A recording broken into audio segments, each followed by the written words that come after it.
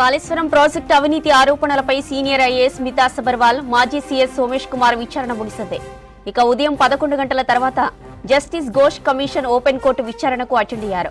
గతంలో ఇరిగేషన్ సెక్రటరీగా పనిచేసిన స్మితా సబర్వాల్ తో పాటు సోమేష్ ను పలు అంశాలపై ప్రశ్నించింది విచారణ కమిషన్. అయితే విచారణలో ఏ ప్రశ్నలకు సోమేష్ నేరుగా సమాధానం చెప్పలేదని తెలుస్తోంది.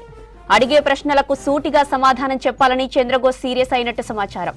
ఇక ఇరిగేషన్ సెక్రటరీగా కొద్ది కాలమే ఉన్నారని, సీఎస్ గా ఉన్నప్పుడు కేబినెట్ నిర్ణయాల మేరకు ముందుకెళ్లాలని సోమేష్ చెప్పినట్టు సమాచారం.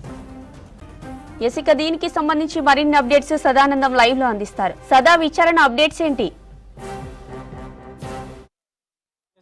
కాళేశ్వరం కమిషన్ ముందు మాజీ రిటైర్డ్ సిఎస్ సోమేష్ కుమార్ అలాగే స్మితా సబర్వాల్ ఇద్దరు కూడా అటెండ్ అయ్యారు. సో ఇద్దరు ఒక వన్ అవర్ పాటు విచారణ అయితే జరిగింది. Kaleshwaram commission chief PC Ghosh వీళ్ళిద్దరిని కూడా విచారణ చేశారు. వీళ్ళు గతంలో ఇచ్చిన అఫిడవిట్ను ముందు పెట్టుకొని దాని ప్రకారం క్రాస్ ఎగ్జామిన్ చేశారు. సో దీనిలో ముఖ్యంగా ఇటు మాజీ సిఎస్గా ఉన్నటువంటి సోమేష్ కుమార్ పైన PC Ghosh commission chief justice PC Ghosh serious అయ్యారు. సో దీనిలో ముఖ్యంగా పాయింట్స్ ఏంటంటే అటు కమిషన్ అడిగిన ఏ క్వశ్చన్కి కూడా సరిగా సమాధానం చెప్పకుండా పూర్తిగా మర్చిపోయాను, లేకపోతే నాకు గుర్తు లేదు, I'm not aware of it అనుకుంటూ చెప్పుకుంటూ రావడంతో ఆ కమిషన్ చీఫ్ అయితే సోమేష్ కుమార్ పైన అయితే సీరియస్ అయ్యారు. సో ముఖ్యంగా ఇతను అటు 2015లో ఇటు చేవెళ్ళ ప్రాణహిత నుంచి కాళేశ్వరంకు మార్చింది మీకు గుర్తుందా అంటూ కూడా కాళేశ్వరం కమిషన్ చీఫ్ అడిగినప్పుడు అప్పట్లో నేను అటు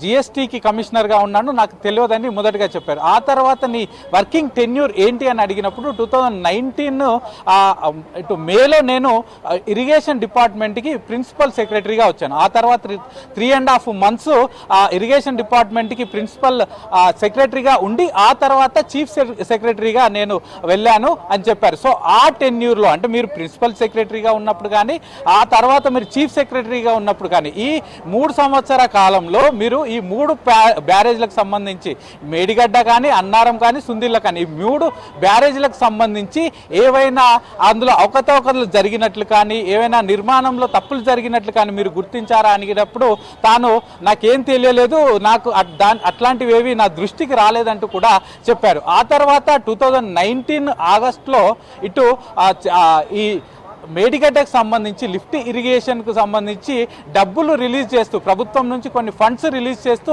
మీ పేరు మీద ఒక జీవో రిలీజ్ అయింది. అది జీవో నంబర్ 329 రిలీజ్ అయింది. అది మీ పేరు మీదనే రిలీజ్ అయింది. సో దీనిపైన మీకు అవగాహన ఉందంటూ నేను మర్చిపోయానంటూ కూడా ఇటు సిఎస్ చెప్పడంతో అప్పుడు కమిషన్ చీఫ్ అప్పుడు సీరియస్ అయ్యారు. సో మీరు మీ పేరు పైన ఇచ్చిన అంటే మీ సిగ్నేచర్ తోటి ఇచ్చిన జీవోలకు కూడా మీకు గుర్తులేదని చెప్తే ఎలా అంటూ కూడా కమిషన్ సీరియస్ అయ్యారు. సో ఆ తర్వాత ఈ 3 బ్యారేజ్లకు సంబంధించి మీరు సిఎస్గా ఉన్నప్పుడు దీనిపైన క్యాబినెట్లో ఎప్పుడైనా చర్చకు వచ్చిందా అని అడిగినప్పుడు కూడా తాను ఎలాంటి సరైన సమాధానం ఇవ్వలేదు. ఆ తర్వాత ఈ 3 బ్యారేజ్లకు సంబంధించి నిర్మాణాలు ఒకవైపు జరుగుతున్నాయి. దీనివల్ల రాష్ట్రం పైన ఆర్థికంగా ఏవైనా భారం పడుతుందని మీరు భావించారా, లేకపోతే ఈ 3 బ్యారేజ్లకు సంబంధించి ఏవైనా తప్పులు గుర్తించి మీరు అవేమైనా నోట్ రాశారా అని అడిగినప్పుడు కూడా కింది హెచ్ఓడీలు కానీ లేకపోతే ఇంజనీర్స్ కానీ లేకపోతే ఫైనాన్స్ డిపార్ట్మెంట్ కన్సెంట్ ఇచ్చిన తర్వాతనే నేను వాటన్నిటికీ అప్రూవల్ తీసుకున్నాను, అంతే తప్ప నాకు ఏది తెలియదు అని చెప్పినప్పుడు అప్పుడు కమిషన్ నుండి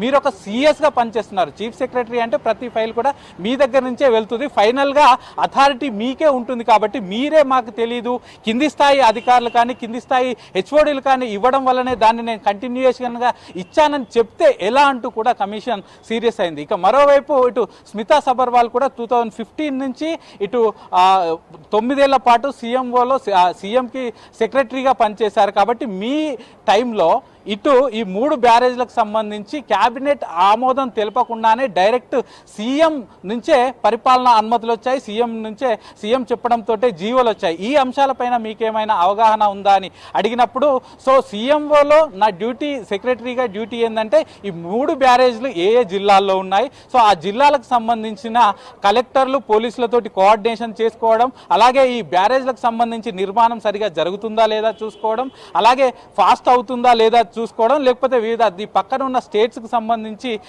ఇతర రాష్ట్రాలతో ఏమైనా ఇబ్బందులు ఉన్నా వాటికి సంబంధించి కోఆర్డినేషన్ చేసుకోవడం, అలాగే ఈ బ్యారేజ్ల నిర్మాణాల్లో ఏవైనా ఇబ్బందులు ఉంటే ఆ అంశాలను ఇటు సీఎంఓకు తెలియజేయడం, లేకపోతే ఫైనాన్స్ డిపార్ట్మెంట్ నుంచి ఏవైనా చెక్స్ లేట్ అయినా లేకపోతే ఏమైనా ఇబ్బందులు వచ్చినా అప్పుడు సీఎంకు తెలియజేయడం తప్ప అంతకు మించి నా రోల్ ఏం లేదు, మై రోల్ ఈజ్ లిమిటెడ్ అంటూ కూడా స్మితా సబర్వాల్ కమిషన్ చీఫ్ ముందు చెప్పింది. సో ఈ రోజు 2 గంటల పాటు ఇటు స్మితా సబర్వాల్ను 1 అవర్ పాటు, అలాగే మాజీ సిఎస్ సోమేష్ కుమార్ను 1 అవర్ పాటు పీసీ ఘోష్ విచారణ అయితే చేశారు. సో ఈ రోజుకైతే కంప్లీట్ అయిపోయింది. సో నిన్న 2 ఐఏఎస్లు, ఈ రోజు ఒక రిటైర్డ్ మాజీ సిఎస్తో పాటు అలాగే ప్రస్తుతం వర్కింగ్ ఐఏఎస్గా ఉన్న స్మితా సబర్వాల్ను కూడా పీసీ ఘోష్ విచారణ చేశారు. జ్యోతి.